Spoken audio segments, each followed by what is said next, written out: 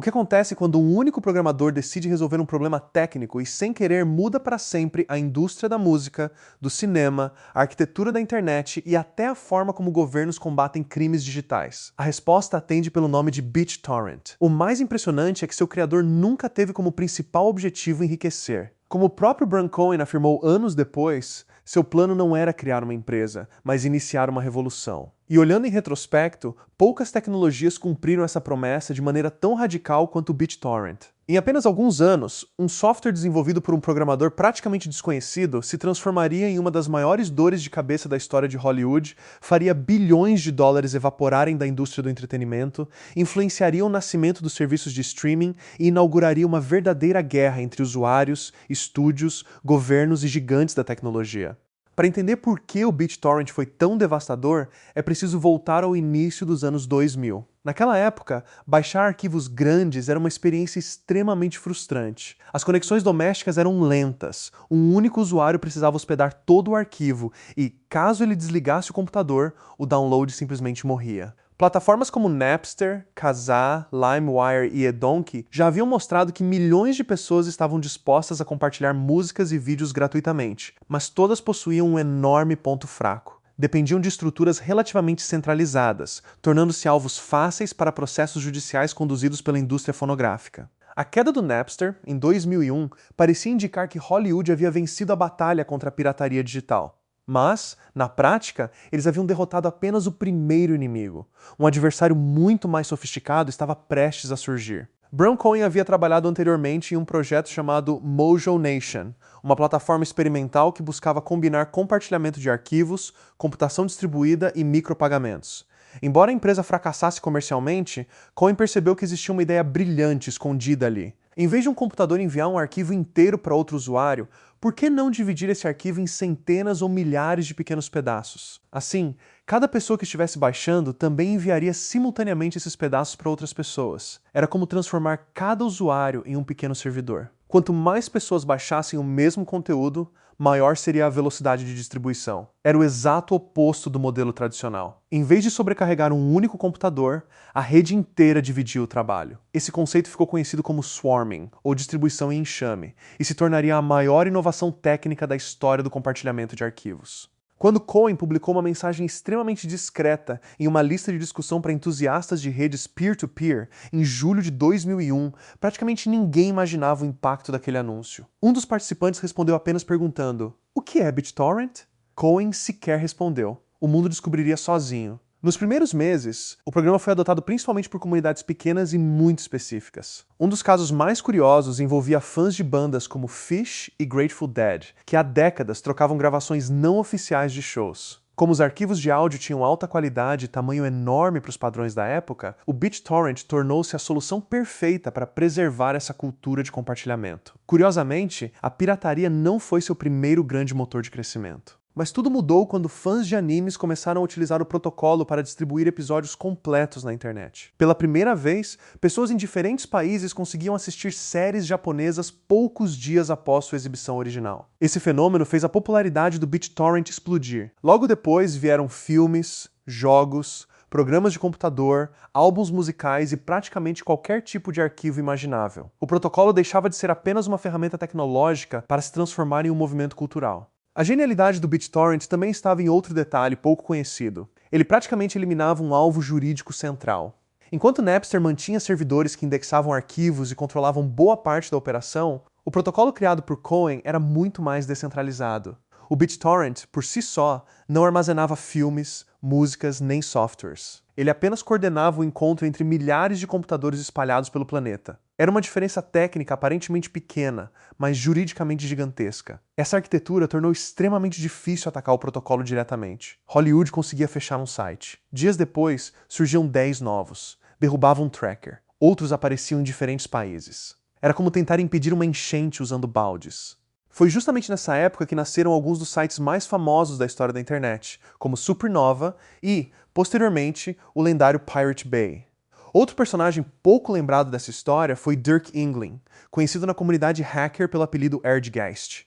Ele desenvolveu o Open Tracker, um software extremamente eficiente para coordenar milhões de usuários simultaneamente. Seu código foi disponibilizado gratuitamente para qualquer pessoa, permitindo que grandes sites de torrent escalassem suas operações para níveis nunca antes vistos. Sem esse trabalho voluntário, o BitTorrent talvez jamais tivesse alcançado a dimensão que conhecemos hoje. Os números se tornaram quase inacreditáveis. Em meados de 2004, algumas estimativas apontavam que o BitTorrent era responsável por cerca de metade de todo o tráfego peer-to-peer existente e aproximadamente um terço de todo o tráfego da internet mundial. Nunca antes, um único protocolo havia consumido tanta largura de banda. Empresas de internet precisaram ampliar sua infraestrutura apenas para lidar com a avalanche de dados circulando pela rede. Em muitos países, provedores passaram a limitar deliberadamente conexões BitTorrent para evitar congestionamentos. O software havia deixado de ser apenas um aplicativo, tornara-se parte da infraestrutura invisível da internet moderna. Enquanto isso, Hollywood observava bilhões de downloads acontecendo praticamente sem controle. Filmes ainda em cartaz apareciam online em poucas horas. Séries vazavam antes mesmo da estreia oficial. Jogos eram disponibilizados dias antes do lançamento.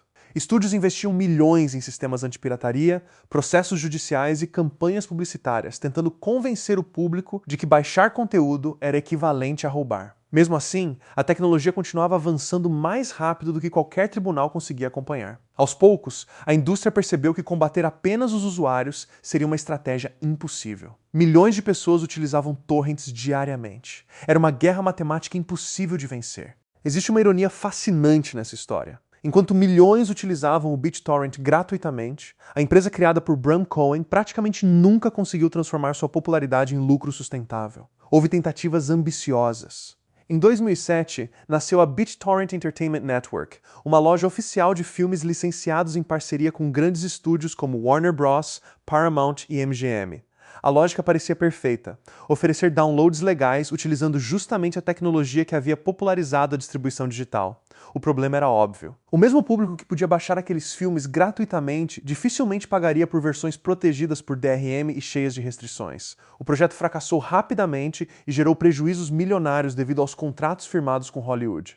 Nos anos seguintes, a situação ficou ainda mais complexa. A pirataria começou a migrar para modelos diferentes, como streaming ilegal e serviços de hospedagem em nuvem. Ao mesmo tempo, empresas como Netflix, Spotify e outras plataformas mostraram que oferecer acesso fácil, barato e conveniente muitas vezes era mais eficiente do que processar consumidores. Muitos analistas acreditam que o próprio sucesso do streaming foi, em parte, uma resposta direta à revolução iniciada pelo BitTorrent. Quando os consumidores provaram que desejavam acesso imediato aos conteúdos, a indústria finalmente decidiu adaptar seu modelo de negócios. Em outras palavras, a pirataria não apenas desafiou Hollywood, ela acabou acelerando a transformação digital da própria indústria. Mesmo assim, o BitTorrent nunca desapareceu. Embora esteja muito distante do auge, milhões de pessoas continuam utilizando clientes como KibiTorrent, Transmission e BigLiBT. Segundo a empresa responsável pelo cliente oficial, ainda existem dezenas de milhões de usuários mensais. Em países onde serviços de streaming são caros, limitados ou indisponíveis devido a sanções e restrições geográficas, o protocolo permanece extremamente relevante. Curiosamente, alguns especialistas observam até sinais de crescimento recente, impulsionados pela fragmentação do mercado de streaming, onde cada estúdio passou a lançar sua própria plataforma, obrigando consumidores a pagar diversas assinaturas diferentes para assistir ao conteúdo que antes encontravam em um único serviço. Mas essa história também possui um lado sombrio, frequentemente ignorado. À medida que a pirataria se profissionalizou, surgiram golpes, malwares, ransomwares e falsas distribuições de arquivos. Pesquisas acadêmicas chegaram a identificar que uma parcela significativa do conteúdo falso distribuído por torrents estava diretamente associada a vírus ou esquemas fraudulentos, transformando parte do ecossistema em terreno fértil para crimes digitais. O idealismo dos primeiros anos deu espaço, em muitos casos, a um ambiente dominado por publicidade agressiva, golpes financeiros e exploração de usuários menos experientes. É justamente aqui que surge o grande debate. Afinal, o BitTorrent foi um vilão ou um herói? Para seus críticos, ele facilitou uma das maiores ondas de violação de direitos autorais da história, causando prejuízos bilionários à indústria cultural e normalizando o consumo ilegal de conteúdo. Para seus defensores, porém, o protocolo nunca foi o problema. Afinal, tecnologia não possui moralidade própria. O mesmo sistema capaz de distribuir filmes pirateados também foi utilizado para compartilhar softwares de código aberto, distribuições Linux, pesquisas científicas, arquivos públicos e conteúdos livres de direitos autorais de forma extremamente eficiente. Sob essa perspectiva, Culpar o BitTorrent pela pirataria seria tão equivocado quanto responsabilizar o protocolo HTTP pela existência de sites criminosos. 25 anos depois, a verdadeira herança do BitTorrent talvez seja muito maior do que a própria pirataria.